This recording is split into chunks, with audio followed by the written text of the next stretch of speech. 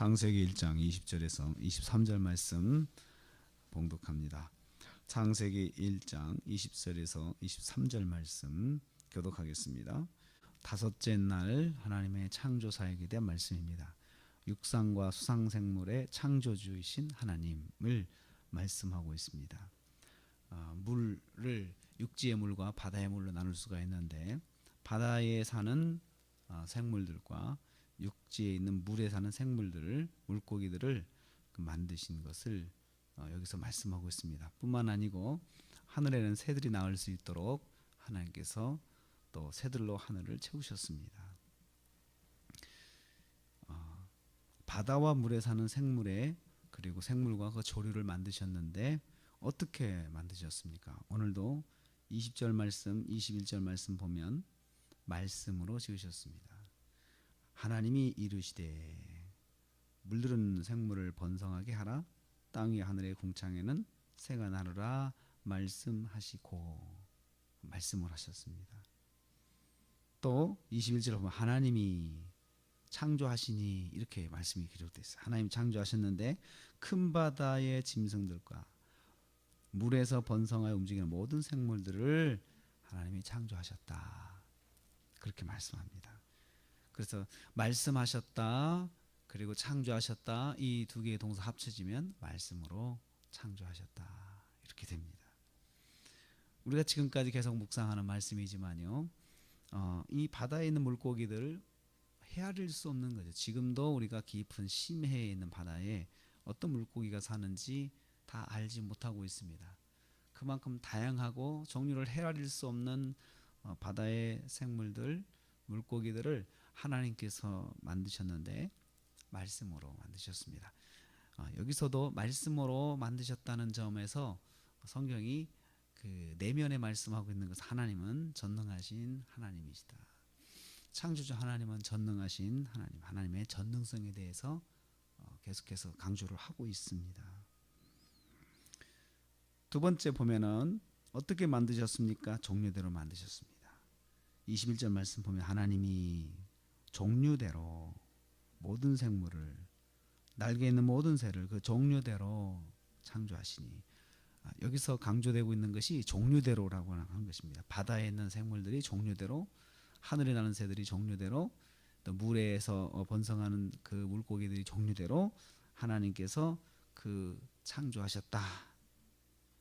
종류대로 창조하셨다는 것은 처음부터 각각이 각 종들이 존재했다는 것입니다. 진화가 아니라 창조라는 것이죠. 하나님께서 각각의 생물들이 존재할 수 있도록 물고기들을 하나님께서 각 개체들을 만드셨다는 것입니다. 그래서 진화론자들이 말하는 것처럼 진화되어서 이렇게 각 종들이 분화된 것이 아니고 하나님께서 처음부터 만드셨다. 하나님께서는 우리가 이런 그 진화론에서 오는 그 혼란들이 올 것을 하나님 미리 아셨죠. 그래서 종류대로는 말씀이 참 정말로 기가 막힌 말씀입니다. 종류대로 하나님께서 만드신 것이다. 세 번째로 보면은 하나님께서 이 물고기들에게 창조 명령을 주셨습니다. 창조명 22절 말씀 보면 하나님이 그들에게 복을 주시며 이르시되 명령하신 겁니다. 생육하고 번성하여 여러 바닷물에 충만하라. 새들도 땅에서 번성하라. 번성하라, 생육하라, 충만하라. 이게 창조 명령입니다. 그래서 이 물과 바다의 생물들이 하나님께 창조 명령을 받았는데 생육하고 번성하는 것입니다. 잘 자라고 번성하는 거죠. 자꾸 새끼를 쳐서 자꾸 대를 이어가는 것이 이들이 받은 명령입니다. 바다의 물고기들도 마찬가지입니다. 어항에서 작은 그 바다의 물고기들을 키워보면 구피를 키워도 얼마나 새끼를 잘 낳는지 모릅니다. 하나님께서 정하신 법칙에 순종하는 것이죠. 우리는 이 말씀을 통해서 이 바다의 생물들도 하나님의 주권 아래에 있음을 알 수 있습니다. 바다에 있는 생물들도 하나님의 주권 아래에 있어서 하나님께서 명령하신 대로 그들이 생육하고 번성하는 것을 볼 수가 있습니다. 요나서 2장 10절 말씀 보면 여호와께서 그 물고기에게 말씀하심에 요나를 육지에 토하니라. 하나님께서 물고기에게 명령하시는 것을 봐요. 하나님의 주권 아래 있는 것이죠.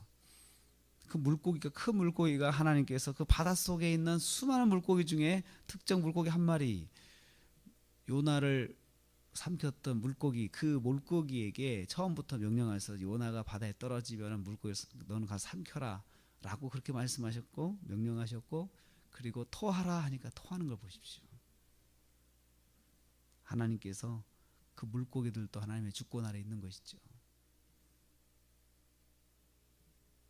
또 마태복음 6장 26절에 보면 공중의 새를 보라, 심지도 않고 거두지도 않고 창고에 모아들이지도 아니하되 너희 하늘의 아버지께서 기르시나니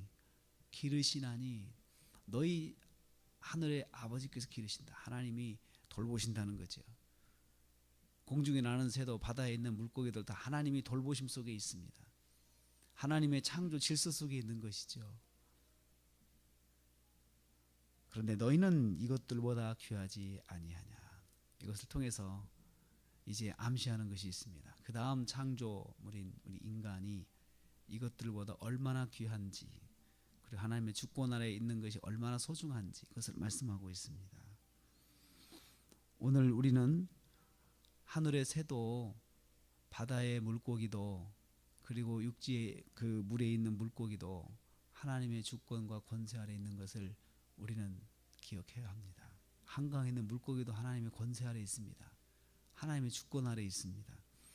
그렇기 때문에 우리가 하나님을 믿는 사람으로서 그러한 것들을 소중하게 여기고 남획하지 말아야 하고 존중해야 됩니다. 우리가 꼭 필요할 때만 우리가 사용해야 되고, 그리고 그것들을 함부로 해서는 안 되는 것입니다.